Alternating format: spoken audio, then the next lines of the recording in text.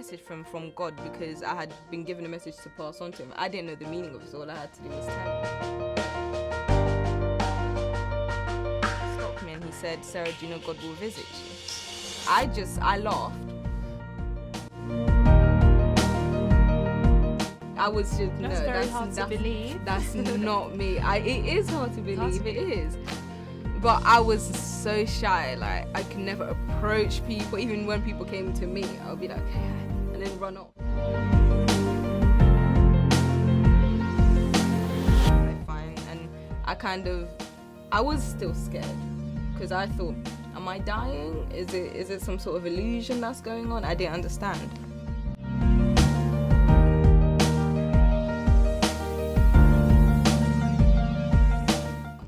Saying the Lord's time is the best time. It is the best time. It's definitely true. The best time. Yeah.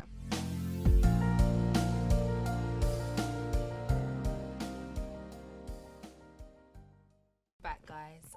You're here with Georgina, and we're going to continue listening to Sarah Boyanga's testimony. So, if you'd like to continue, Sarah, where we left off. Yeah, sure. Throughout the whole scene, I cried so much. I couldn't handle seeing the scenes I was seeing and how everything was going. So I asked the Lord, I said, why, God, please take me out of here, please. I couldn't take the smell as well. The smell was really, really bad. It was like, you know when you open your fridge and something's rotting inside, you know that kick you get? It's like 1,000 times worse than that. That's how bad it is. So after a while, the Lord then took me out and we sat back on top of the mountain that we sat on before. He then started rubbing my back and said, daughter, I'm not showing you this to bring you pain, not at all. I have to show you this before I can show you the rest of heaven. People need to know the reality of hell. Tell them that hell is real. And when he was saying this, you could feel the seriousness. Like, you could feel how serious this case was. Like, it was no joke. And that's when it kind of gave me a reality check as well. Because that's when I was like, oh, okay. So hell actually is real. What people say actually is how it is. And it kind of helped me as well understand, okay, now everything need definitely fix my ways. Like, it's not even a joke anymore. And we sat there for a while. The Lord then took me down the mountain and guided me to a huge dining room. It was filled with saints wearing white robes and they were all speaking. But as we stood in front of the door, which led to the room, a beautiful lady, she had like long golden like hair, and she came to me.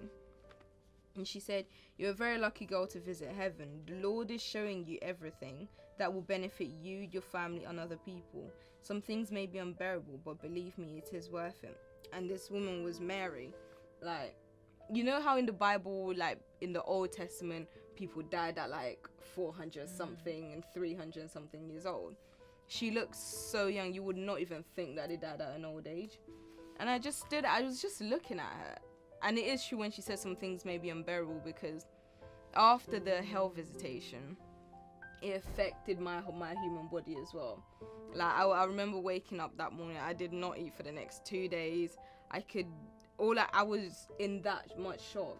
Like, I was shaking when I woke up. I was scared. I didn't know exactly what to think at that point.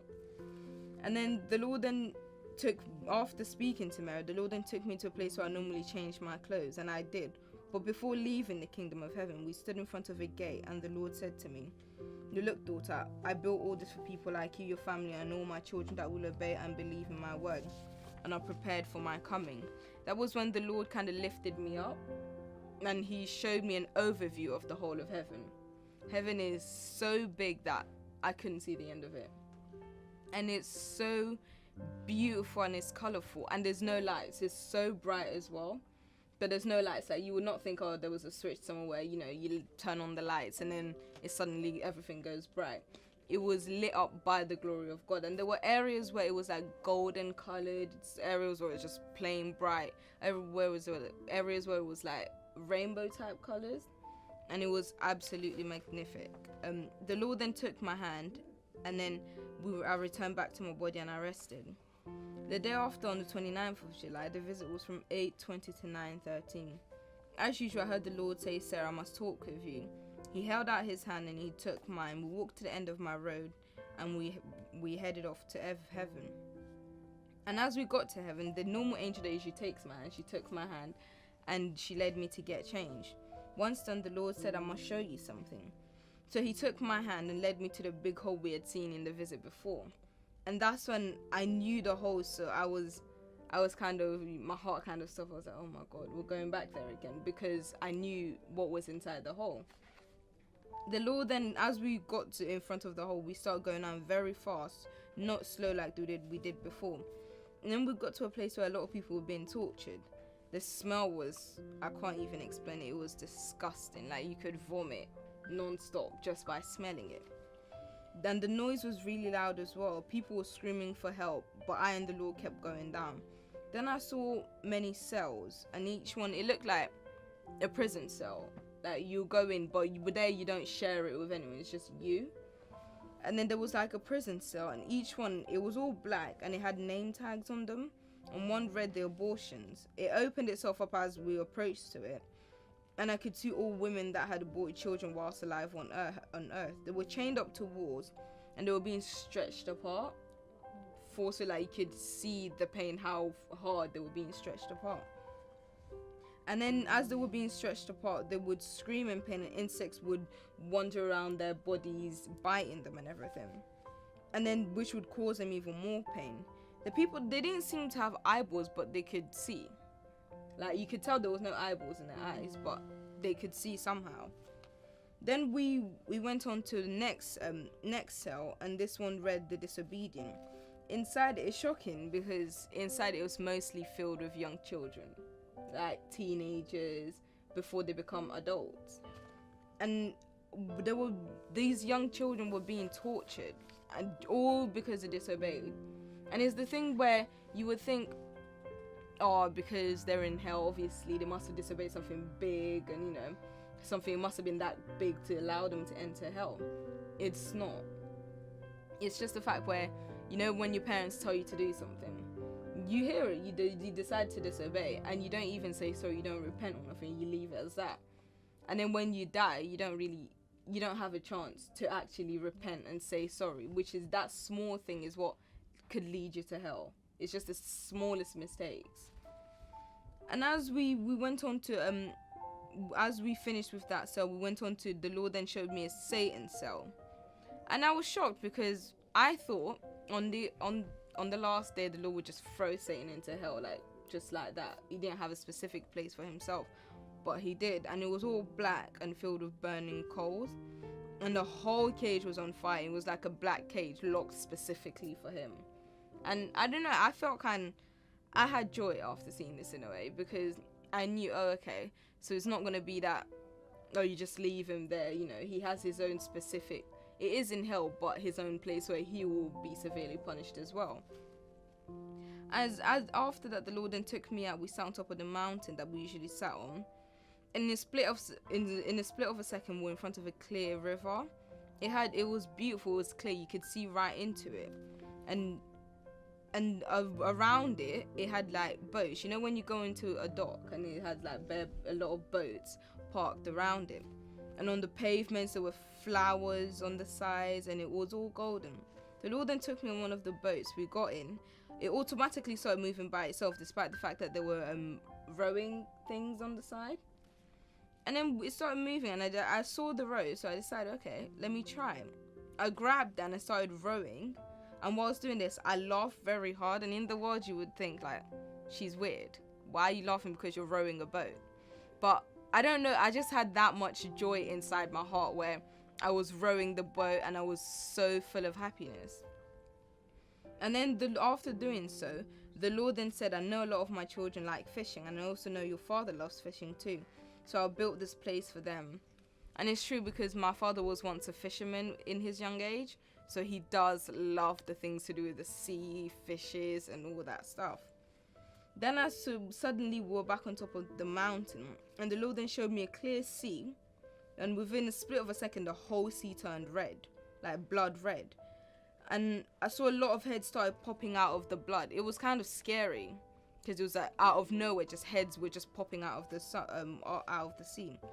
So I asked the Lord, I said, who are all those people?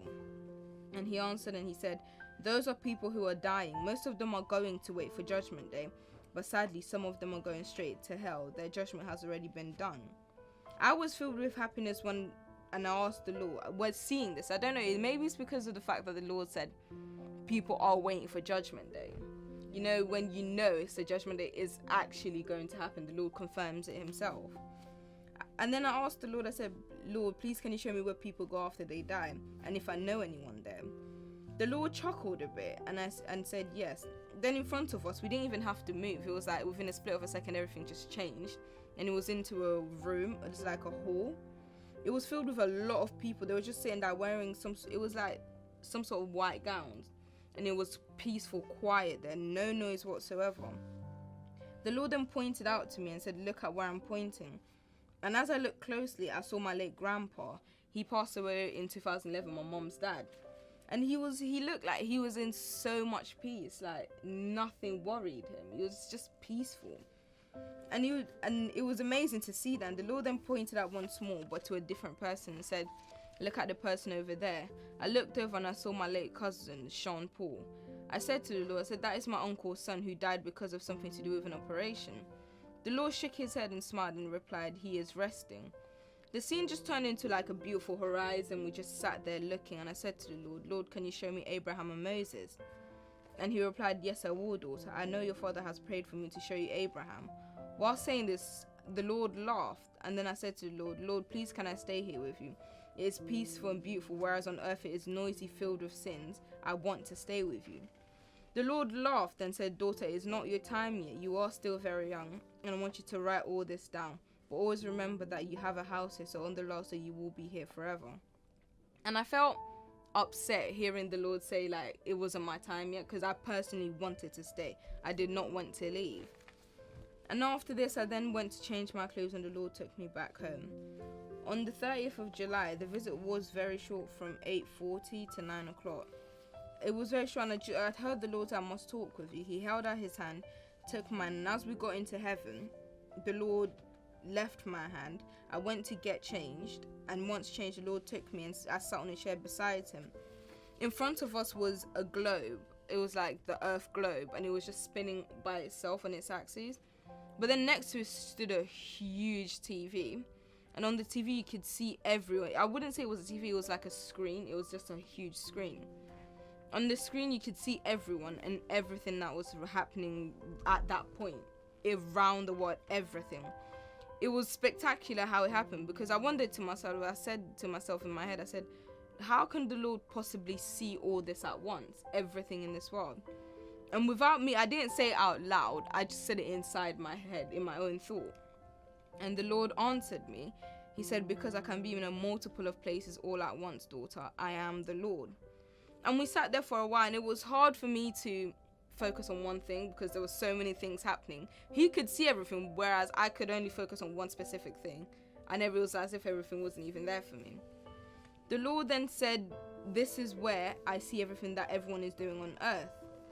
And we just sat there for a while, and after a while the Lord then took me back to a place where I normally got changed. I saw a lot of people worshipping him, so I stood there for a while. Then the angel took my hand, I got changed. Once done, I finished, but before leaving the room, I was touching the angel's one of her wings, and I said, you are very beautiful. She didn't reply, she only smiled. And once out of there, the Lord took my hand and took me in front of my house on earth. Before leaving, the Lord said, you need to rest, you are tired. That is the reason I only showed you one thing today. I shall speak with you soon, daughter.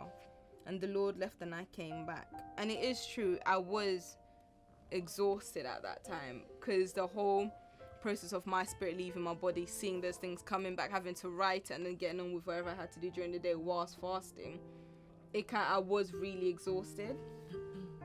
And when the Lord left, I rested for that time. And then on the 31st of July, the visit was from 9:13 to 10:13. As usual, the Lord took my hand. He said, daughter, I need to talk with you. But he led me up to heaven. The late angel who usually took me to get changed, I got changed. And then he said, I must show you one thing. And immediately we started walking in a street paved of gold, and of each side was like a palace. It was like a road, and on each side there were palaces. and each of them had like a person's name on it, and he told me to read one of the name, and it said Benjamin Boyanga. I was so happy to see my father's name on it. I was just filled with joy, knowing that I knew he was going to be pleased, knowing that he has a palace in heaven as well. So then we lifted into the air, and I saw the inside of the chateau, but I couldn't go inside because it wasn't mine. I wasn't authorized, but it was beautifully built and detailed on the outside. We then carried on walking down the same road, and I read the Lord told me to read another name in a different palace, and it said Jonathan Boyanga. I was happy to see that my brother actually had a palace in heaven as well, because I knew when I told him, he was going to be really happy about it. The Lord then took me to the beach. Within a split of a second, we were there, and it was so beautiful. The sea was clear. You could see everything. The sand was very clean. It was pure white, basically. Pure. There was no dirt there. And as we started walking through it, I then said to the Lord, Lord, you truly know what your kids' desires and needs are. And he replied, yes, I do. I know my kids love the beach, so I built one for them. It is amazing to hear the Lord say that, because the beaches on earth, you would go and you can sin in so many different ways whilst there. But there was no such thing as a sin. And as we carried on walking on the beach, and on the other side there were lots of shops, I heard the Lord say you can get anything you need in those shops, but you don't need to pay anything. It's all for free. We then walked forward to where there was like a football pitch, and everyone that knows me they know I absolutely hate football. Like, really? I hate football. I just don't understand the meaning of it. So then I said to the Lord, you know I hate football on earth. It's like everywhere you go there is football. The Lord laughed and replied, I know, but your older brothers and your younger brothers love football, so I built a pitch for them. Believe me, the football in heaven is so much more enjoyable than earth. The Lord then took me on a rock where we usually sat on top of the mountain. I asked the Lord, can you please show me Angel Michael, leader of the army? And he replied with a smile, yes, daughter. And there in front of us, it was like we didn't even have to move. Everything just magically happened all at once. And the Lord said, and suddenly there was a big army. It was so big. They were all in a straight line, and there was like a leader in front of them. The leader was really tall, and he looked like he was giving orders. So I ran to the leader, because I didn't know who it was at there. But then once I got there, I realized it was Angel Michael. Once I got to him, instead of me saying, oh, hi, Michael, like, I'm Sarah, I stood there and just started poking him. I didn't understand why I was doing it. I just started poking him and poking him and poking him. And then I finally, when I did get his attention, I said to him, you're Michael, the one who God ordered to throw Satan out of heaven. And he said, yes, I am. I did it with the power that the Lord gave me, not by my own strength. And when he said that, there are people in this world who are arrogant. They're ignorant. Like, they like all the credit to themselves, even when they know God did it. Like, if us on earth, when the Lord does something for us, we say, nope, I did it by my own force. No one helped me. It was by myself. If we're like that, then that is very dangerous, because seeing people in heaven who are already living the amazing life that the Lord has given them, who have already seen the glorious things, if they can still give the glory back to God, then that shows us how much we should be doing it as well. Yes, and that's an excellent place to stop you there. Okay, join us back when we'll be listening to more of Sarah's testimony.